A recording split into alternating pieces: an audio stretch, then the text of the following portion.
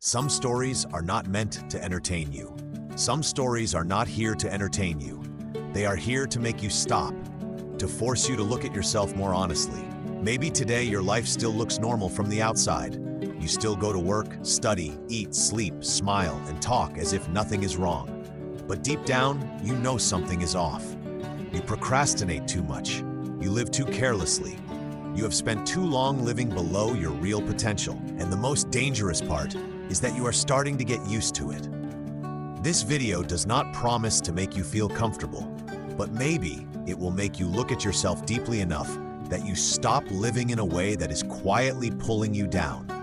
And sometimes, one story at the right moment is enough to change the direction of a life. The story begins with someone who was not really failing. He was just living too long in comfort. There was a young man who did not look like an obvious failure. He was not terrible, not incompetent, not completely broken. And that was exactly why it was dangerous. He lived in a gray zone where everything was just stable enough not to panic, but still bad enough that he was never truly happy. He kept delaying the important things, made many promises to himself, but kept very few. He watched other people move forward, felt uneasy about it, but still could not bring himself to change. The most frightening thing is not living badly for one day. It is living that way for so long that you stop seeing it as a problem at all. And he had been living in that state much longer than he realized. He always told himself he still had time. Every time he missed something important, he comforted himself with the same thought: there is still time. Time to study more seriously. Time to fix bad habits. Time to become more disciplined. Time to become the better version of himself. And those two words, still time, lulled him to sleep for years. They made him feel like he did not need to change right now, did not need to act right now, did not need to face the truth that he was slowly losing himself.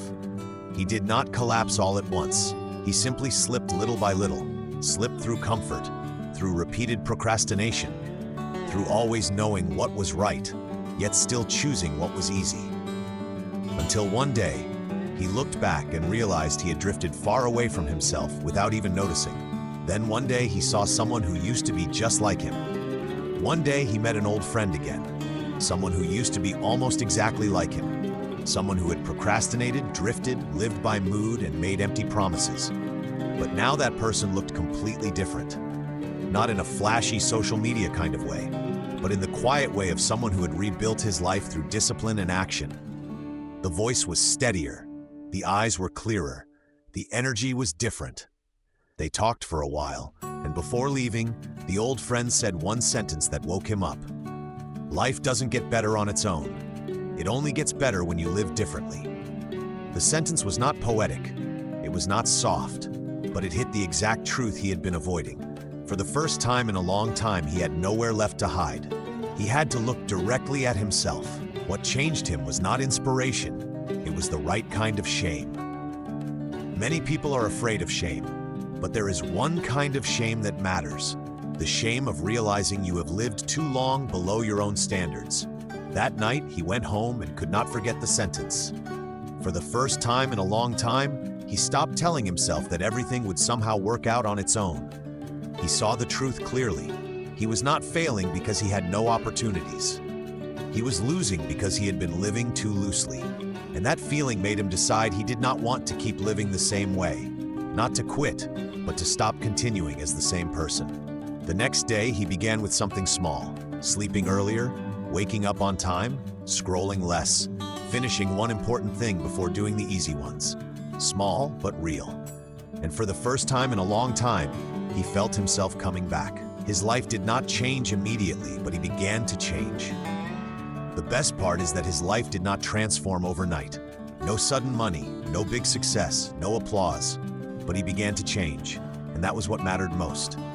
He became a little less disappointed in himself, a little more respectful toward himself, a little more convinced that he could still rise if he stayed consistent. He realized that faith does not come before action. Very often, repeated action is what brings faith back. One morning without hitting snooze, one task completed even when he did not feel like it, one promise kept to himself. Those small things did not make life explode, but they change the person living inside that life. And when the person changes, the direction of the whole life begins to change too. Then he realized he had wasted more than time. The thing that hurt him most was not that he had wasted a few years. What hurt most was that he had wasted his trust in himself. Every time he procrastinated, every time he broke a promise to himself, every time he chose what was easy over what was right, he was not only losing time, he was losing self-respect. And that was more dangerous than anything else. Because when a person no longer believes their own words, it becomes very hard to build a strong life. That was when he understood why so many people never rise. Not because they lack potential, but because they keep proving to themselves that their own promises mean nothing. This story woke him up to one truth. If you want to change your life, you first have to become someone you yourself can trust again. When you live differently, everything around you begins to change too. After some time, people began to notice that he had changed. Not because his appearance transformed overnight, not because money suddenly appeared, but because his energy was different.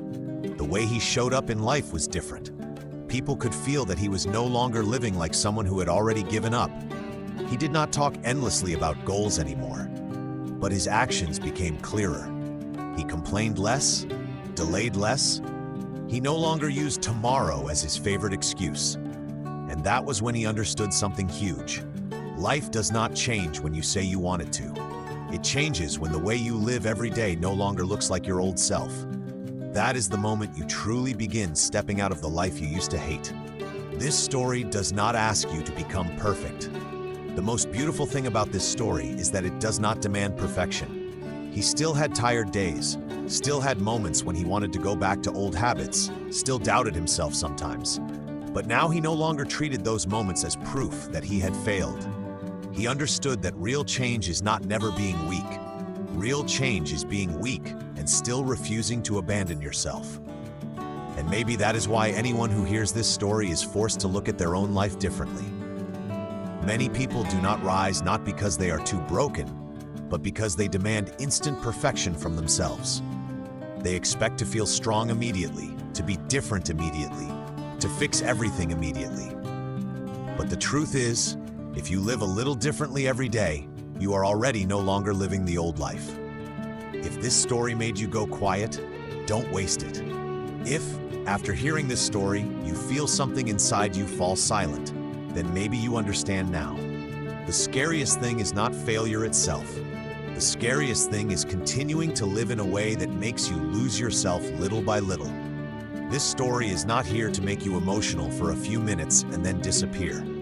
It is here so that you no longer want to return to the way you have been living. If today you still have time, use it. Do not wait until you lose much more before you wake up. And if you need a place to return to whenever you feel yourself slipping back into your old self, stay with this channel.